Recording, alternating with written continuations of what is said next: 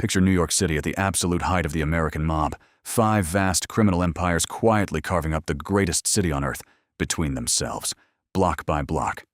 5 families, 5 completely different ways to rule an underworld. And tonight, you're going to have to make a choice, deciding which single one of them you would actually join. Each of the 5 offers you a very different kind of power, and each one of them also carries a very different way to fall, so I need you to choose extremely carefully. First up is the Genovese family, known quietly inside the underworld itself as the Ivory Tower, widely regarded as the smartest, most disciplined, and most professional of all 5 families. For decades on end, they were comfortably the most powerful crime family in all of America, and yet somehow, the general public barely even knew that their name existed at all. Their great secret was silence itself. They made their enormous fortune quietly in the shadows, and they never once allowed their bosses to become famous celebrities, the way the other families did. They controlled the docks, the labor unions, and the entire waterfront, taking a small, quiet cut of virtually everything that moved in or out through the busy New York harbor. To protect their real boss from the law, they once cleverly installed a decoy leader out front to soak up all the attention, while the true power ran everything from deep in the shadows. Their most feared boss of all ran the whole criminal operation for years, while brilliantly pretending in public to be nothing more than a confused, harmless old man shuffling around in a bathrobe. It was a genuinely brilliant act, and it kept that man walking free and out of a prison cell for years, all while he quietly commanded an enormous and ruthless criminal empire. If you happen to value brains over glory, and you value living a long, free life over living a short and famous one, then the disciplined Genovese are clearly the smart and sensible choice. But that kind of iron discipline makes for a genuinely hard life, every single word watched, every move calculated, no glory to enjoy at all, and absolutely no room for even one mistake. You would be extremely rich, and you would be remarkably safe, but you would end up spending your entire life living as a kind of ghost that almost nobody ever actually sees. So that is the Ivory Tower for you. The remarkable family that quietly proved the single smartest way to hold real power is to make absolutely certain that nobody ever sees you holding it.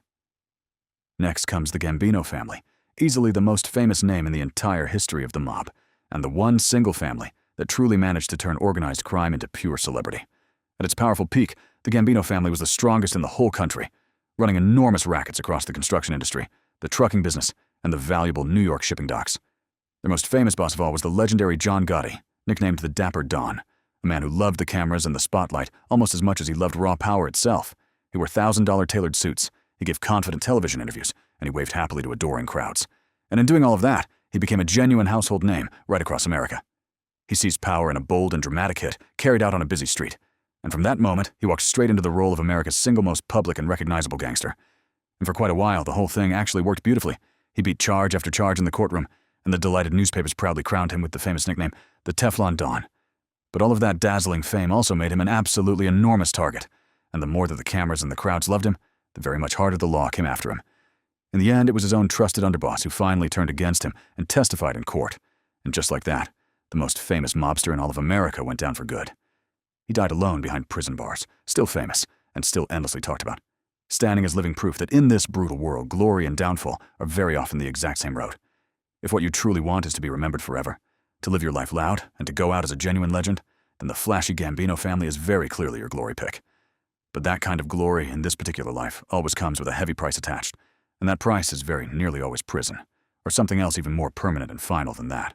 Third on our list is the Lucchese family, the quiet professionals of the group, who very cleverly built an enormous fortune out of labor racketeering, the construction, trade, and the city's busy airports. They were noticeably less flashy than the attention-loving Gambinos, and considerably less secretive than the shadowy Genovese, sitting somewhere quietly and comfortably in the middle ground between those two very different extremes.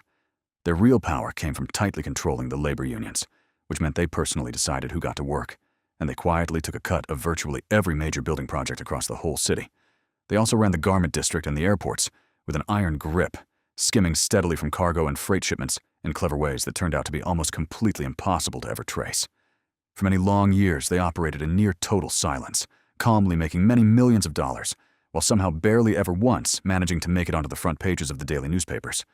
But underneath that famously calm and professional surface, the Lucchese family actually hid some of the most brutal and bloody internal violence of any single crime family in the entire city of New York. One powerful faction eventually turned viciously on another in a savage internal war, and during those years, simply trusting the wrong person even once could very easily cost you absolutely everything overnight.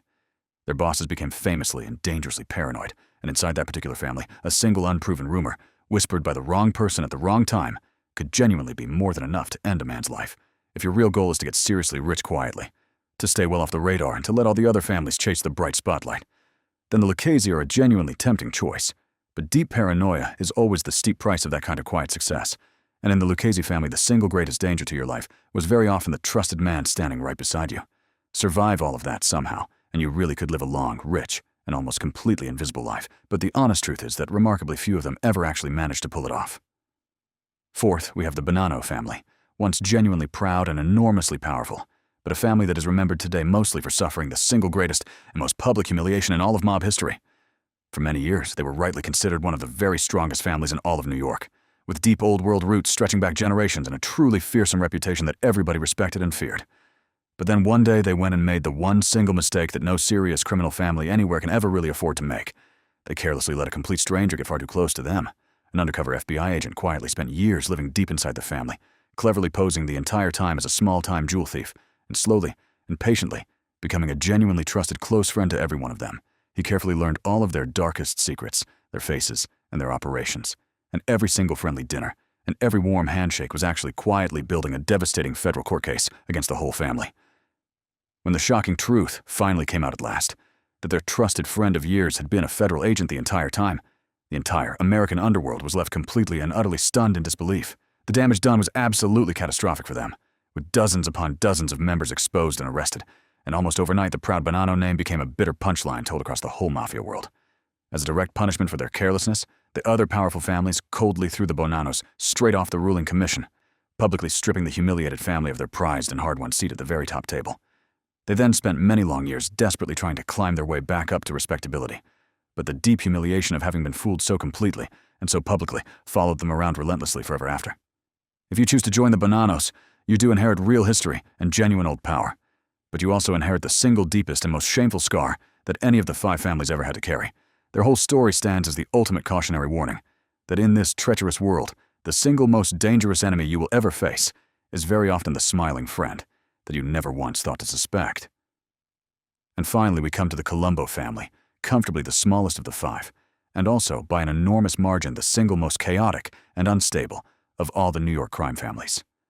While all of the other families spent their energy fighting their outside enemies, the Colombos instead became famous across the underworld for doing something far stranger and far more self-destructive. They kept violently fighting themselves. Again and again over the years, brutal internal wars completely tore the family apart from the inside, as one power-hungry faction turned savagely on another in bloody and repeated battles for total control of everything.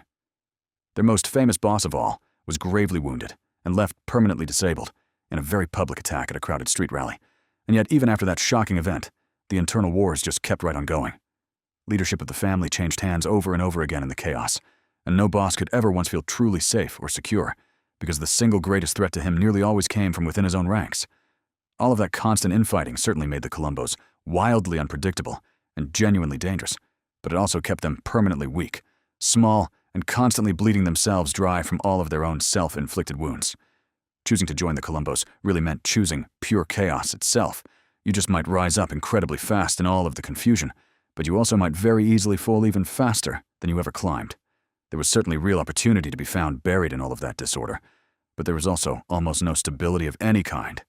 And stability, in the end, is the one thing that actually keeps a man alive.